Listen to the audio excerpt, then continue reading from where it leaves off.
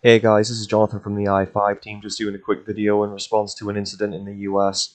So going straight into it, there was an assassination attempt on Donald Trump at a Pennsylvania rally. So far, what has come out is that Thomas Matthew Cooks tried to kill Donald Trump by shooting him with what is suspected to have been an AR-15. The suspect was 20 years old and was wearing a t-shirt that had a symbol on it for a popular firearms channel on YouTube. But to be honest, in relation to the suspect, I would like to see more details. For example, was the shooter simply a gun nut looking for attention? Were they paid by someone? What were their politics, their motivations? Did they belong to any organizations like Antifa, for example? Did they have any Reddit accounts? It's not known at this point, and I'm certainly not trying to imply anything. I'm simply saying I personally would like to know more details about the suspect, but they aren't out yet.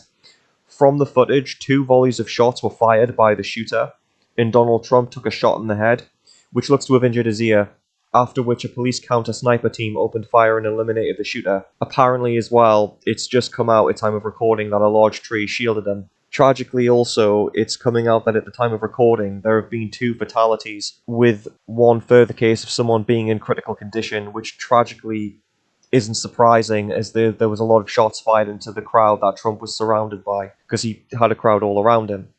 And like I said, the shooter was able to fire 2 volleys before being taken out.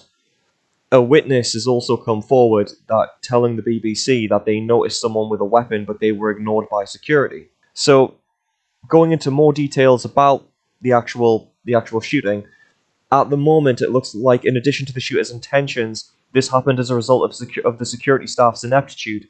Firstly, not taking that witness seriously and not looking further into it. Secondly, the counter-sniper team waiting for the shooter to get 2 volleys off before they returned fire, though this could have been because it took them that long to locate the shooter. But again, this dips into the question of why was this building that had a clear line of sight to Trump left unguarded? If the answer is simply there was a police counter-sniper team operating in that area that would basically, look out for sniper fire, then why did it take them so long to return fire? Why were there not more?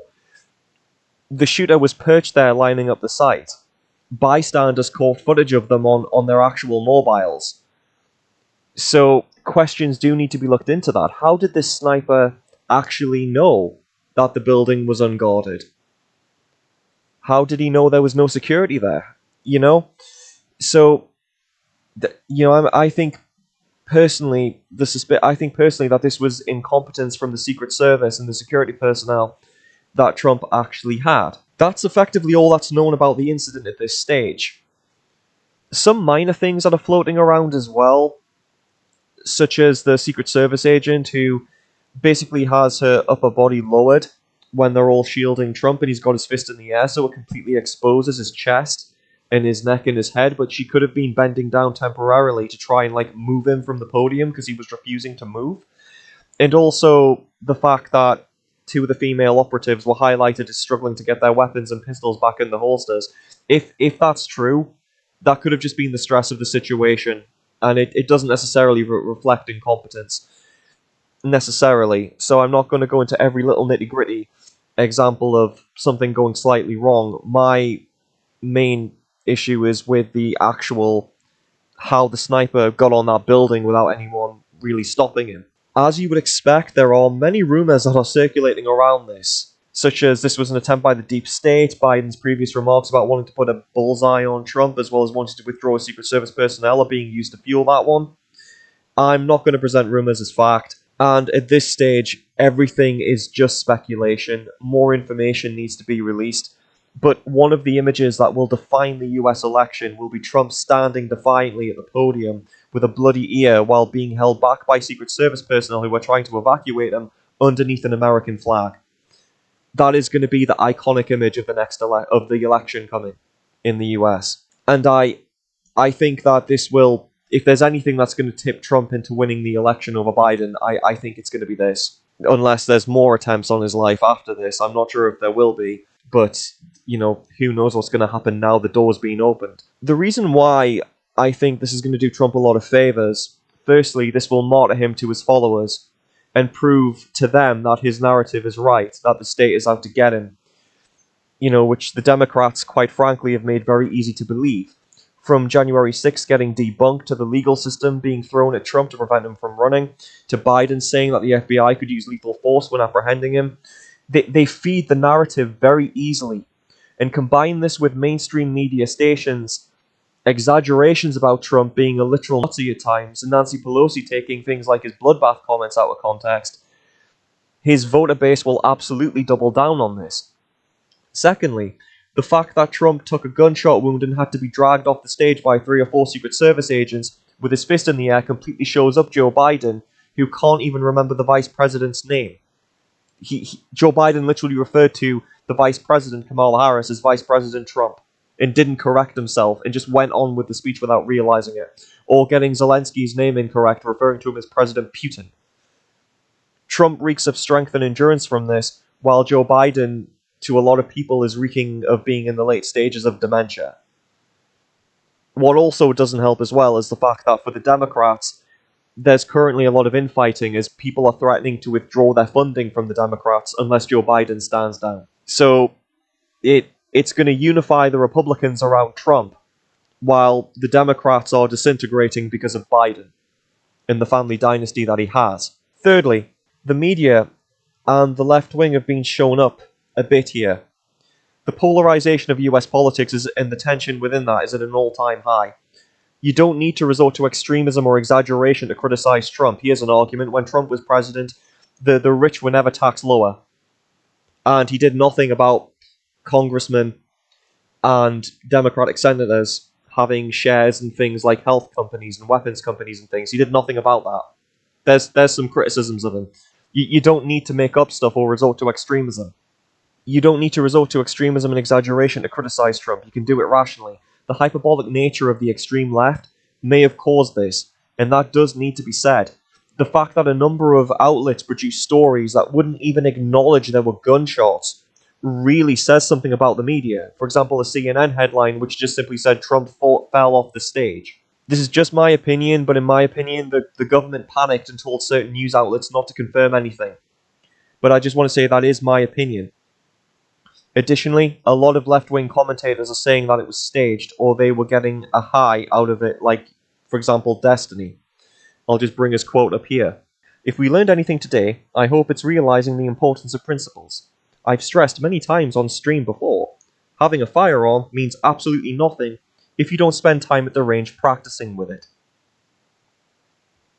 But just to balance it out, the right wing are going into conspiracy theories as well. Joe Concha. President Biden, July 8th, 2024. We're done talking about the debate. It's time to put a Trump in a bullseye. Defend that. Go ahead. Try to defend that rhetoric after what we all just witnessed with Trump coming within a centimeter of being assassinated. Now, I think he's being... Now, obviously both tweets are detestable for different reasons.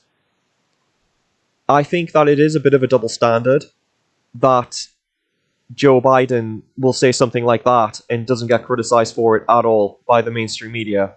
Yet, January 6th, which was debunked, was blamed on Trump because of a speech that was taken out of context. And that is the point that I want to make. The normal voters who aren't on Twitter, they're going to see the mainstream media's reaction to this, or at least their initial reaction to this before they started reporting it accurately. They're going to see how left-wing commentators are reacting to it. And it's not all of them, but it's a lot of them.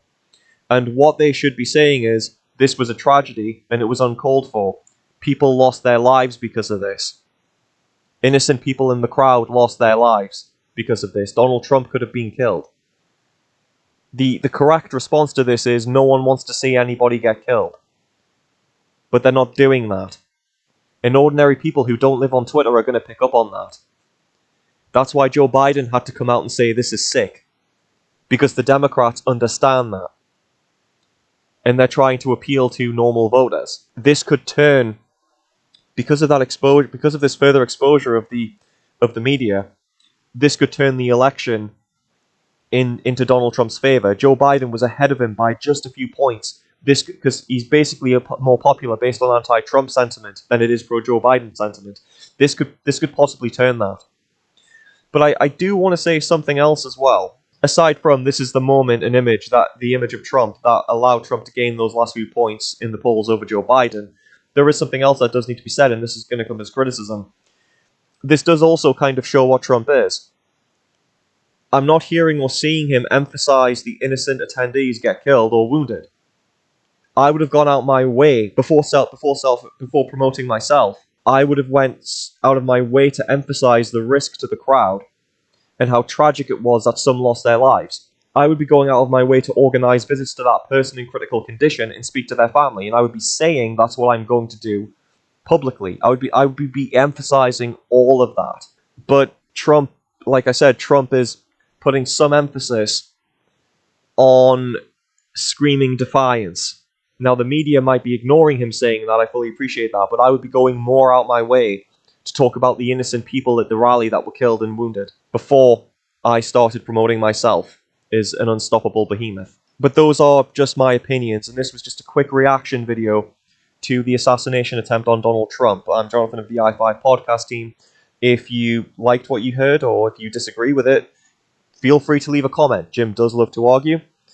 And please don't forget to hit that like, share, and subscribe, and ring the little bell, as that really does help out the channel. I hope you found something useful out of this. Goodbye, guys.